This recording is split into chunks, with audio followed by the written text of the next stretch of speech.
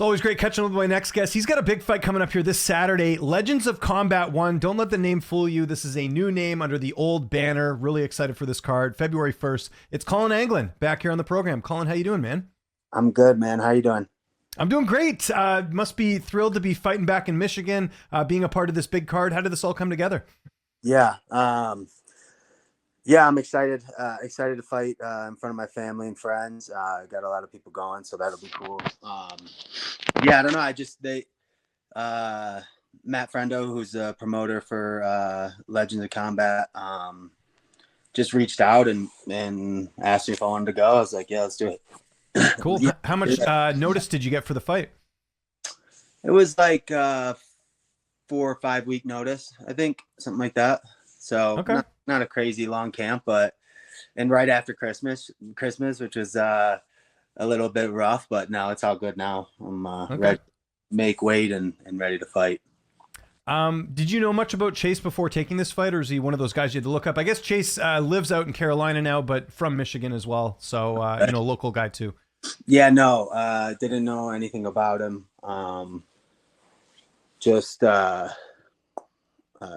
From what my coaches told me, I think he's a black belt in jiu-jitsu, so he's pretty good.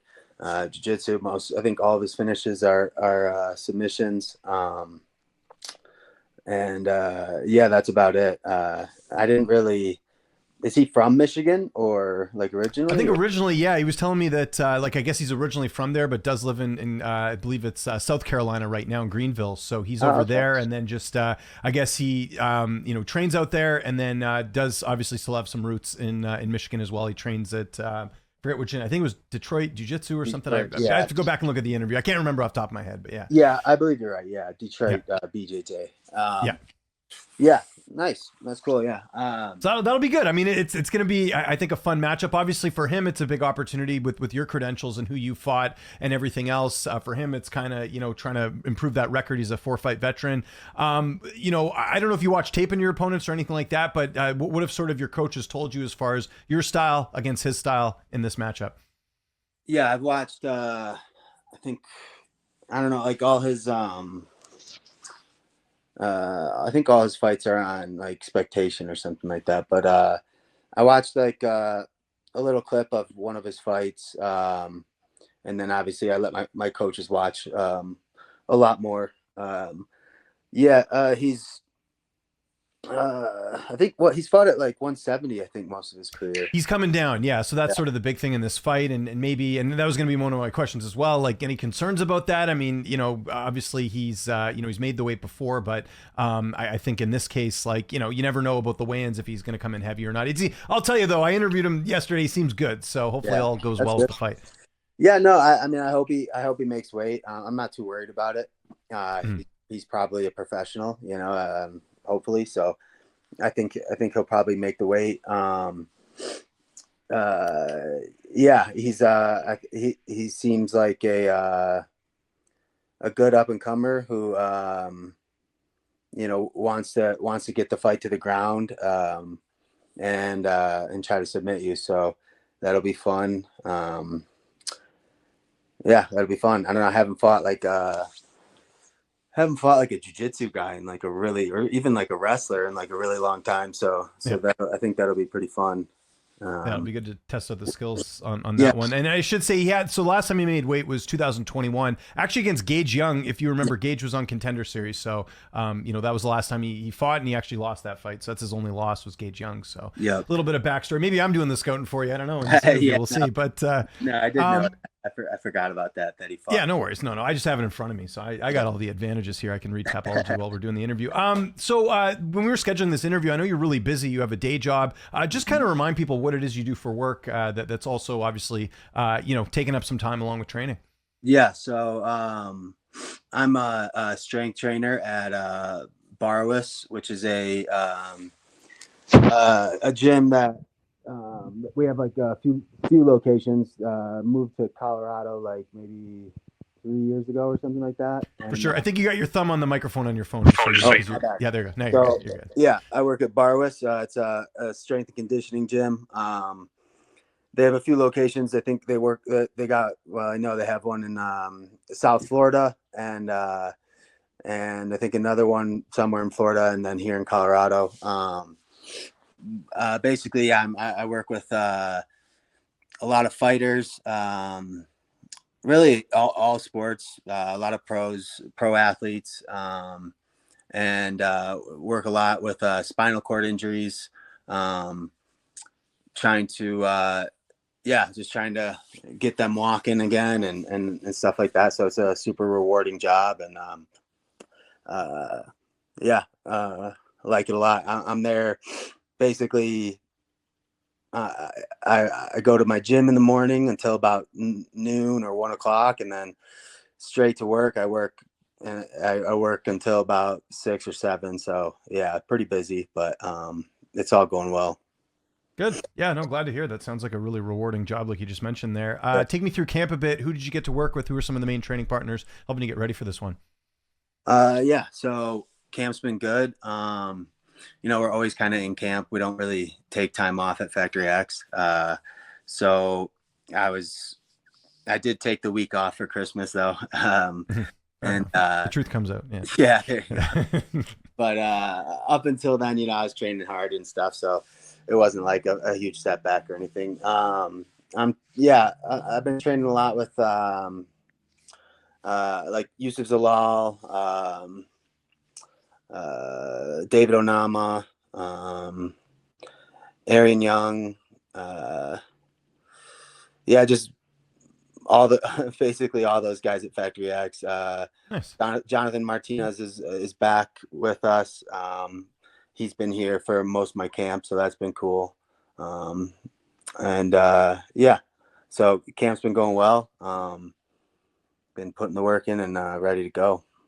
Cool. Good to hear. How about the cut? You seem like you're in a good mood. You work in the fitness industry. I imagine, that's going quite well. Yeah. I always I always just put like 100% faith into in my nutritionist, Mary Vance. So like every fight, I get, I always stress a little bit, and then she's like, listen, just do this. We got this. It worked good. And so, it's just a huge weight off my shoulders when I work with her. Excellent. Your corner, Coach Mark will be in the cage with you. Who's going to be making the trip there to Michigan with you and cornering you? Yeah, no. So it'll just be Cody Brundage. Oh, awesome. Yeah, Cody's doing more like coaching now too, although I do see he has a fight booked as well. So that must be kind of cool. And you guys have been longtime friends for a while, right? So Yeah. Like we moved out to Colorado together and everything. So he's been coaching a lot. And he's got a fight March 1st against Julian Marquez. That's right. So he's, trying to step back from coaching and just practicing a lot. So he'll be going with me. And my strength coach, Jake Daniel, he's a strength coach at Barowist. So he's actually my boss too. He'll be coming out too. Nice. Good stuff. Yeah. How's this fight playing out on Saturday? How do you see it unfolding? Well, I think I get the win. I don't know.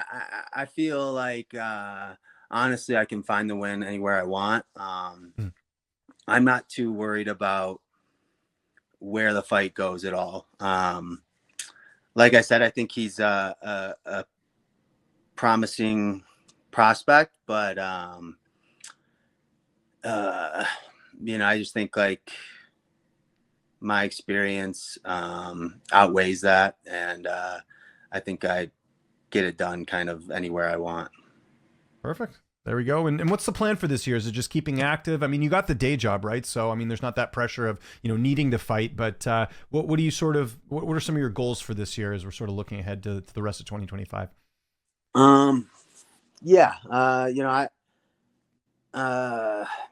Let's see. Is it sort of just like fight to fight? Like, do you just see how this goes and then maybe figure out the next one? Yeah. Yeah. After the UFC and stuff, I took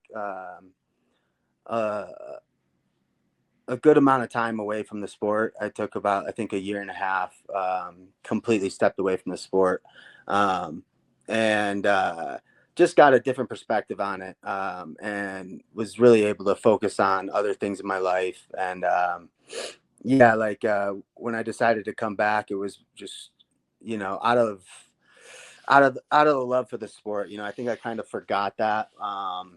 As things got real and I was in the UFC and stuff, I think I just kind of like lost the love for the sport. I let it get away from me a little bit, and taking that time off really just helped me realize all that again, and come at it from a different angle as well. I have, like you said, I have the day job now. I don't really need to fight, but I'm doing it because I love to do it. I'm a fighter, and I have to.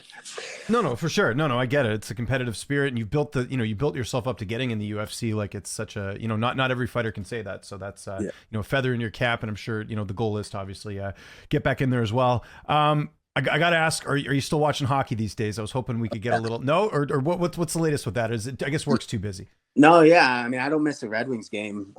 So you do watch. Sorry, for some reason I thought you were going no. like this, and I'm like, oh my gosh, you're not watching hockey. What's going on? Because No. it's really interesting right now. Your Red Wings, since they got the coach, the new coach Todd McClellan, they look like a different team. Because I know a lot of those really big players were underperforming. So you must feel very optimistic, especially with the fact that I know they're still on the outside looking in, but playoffs, it seems like they're headed in the right direction. Yeah, it's kind of like a weird off season. I felt like over the last like 4 or 5 years, the Red Wings have like taken huge steps on the off season, like made a lot of progress. And then I felt like last off season they took 2 steps backwards, like not re-signing Gossespierre, David Perron, Sprong. Like, I just felt like they lost like a lot of point getters, a lot of guys who generate offense. And I was pretty pumped about the Tarasenko signing, but he's been, I don't know, he hasn't been not great, honestly. Yeah. But you know what has been good? I think Cam Talbot's been playing well for you guys, right? Like, that was a big pickup in net, and that's something that I know you guys really haven't had a ton of stability in between the pipes, right? So, and I still don't think we do. I do like Cam Talbot, but I do like, it's a short-term fix. He's an older guy, right? So I think it's more about just, you can win some games with him, but ultimately you're probably looking for that next, Mike Vernon or Chris Osgood or Hasek or going back, however long it's been. Yeah, right? give us one of those, but no, yeah, it's weird. Like, he'll play great, and then the next game he's out. And so it's like, I don't know what the deal is with that. Like, I feel like they just need to make a decision on who's the starting goaltender. I feel like they haven't, and that is kind of an odd thing. They got Ville Husso going up and down from the AHL to the NHL, and he doesn't really play that well in the NHL, I don't think. So I don't, I don't really know what the deal is with that, but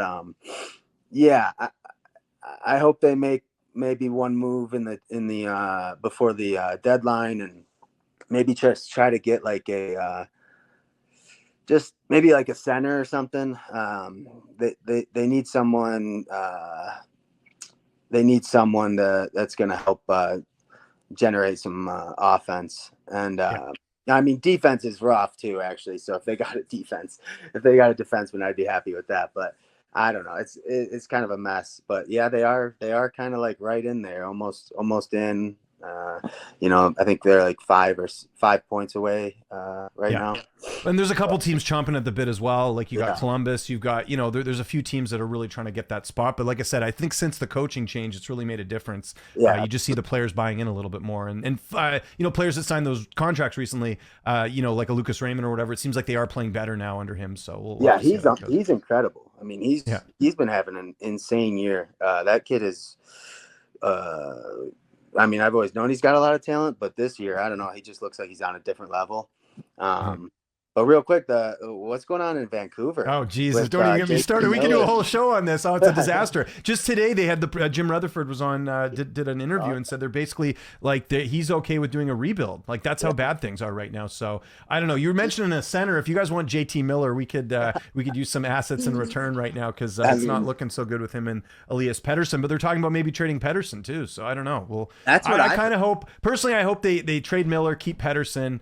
maybe Pedersen can get going, and then if it still doesn't go well, then trade him. But I don't know. I think like it's just weird that he's not playing, that Pedersen's not playing well because of Miller. It seems. So, I Yeah, don't know. I know. Yeah, I heard. I've heard more of like the Pedersen trade than JT Miller. Which is crazy because Miller's 32 and Yeah. he's on a cheaper contract. But I also think that the locker room stuff is really hindering his value. And Yeah. then Pedersen, it's like he's 20, like a 26-year-old center who's got 100 points. Like that's pretty hard to part with. What you don't want to have happen is what happened to Eichel, in Buffalo, Oh, or like where you don't get full value back, right? Like that's what you don't want. But who So knows? Maybe Pedersen's the issue. Maybe he's the reason locker room vibes are off. Could be, and maybe Miller's mad because he's getting 8 and he's getting 11.6, and he's playing way worse. So I don't know. I mean, they're both not playing great. So yeah, we'll see. It's I'm kind of hoping to turn a corner here. We'll see what happens. But anyways, we gotta watch. But before we lose our audience here, it's Legends of Combat 1 coming up here February 1st, live on Spectation Sports. So if you can't be there in the venue, Spectation Sports is your home to watch all the best regional MMA, including this guy right here, Collin Anglin. Collin, anyone you want to thank before we get out of here? Any sponsors, any social media? I'll give you the last word. Just my nutritionist, Mary Vance. She's out of Michigan, but she works remotely with me, and I think quite a few others. Let's see. Obviously, my gym, Factory X, my strength and conditioning gym, Barwis, that's about it. You can follow me on Instagram, Twitter, Facebook. It's all just Collin Anglin MMA. Thank you for having me on, man. I appreciate it, and it's good seeing you, good talking to you again. For sure. Yeah. No, thank you, man.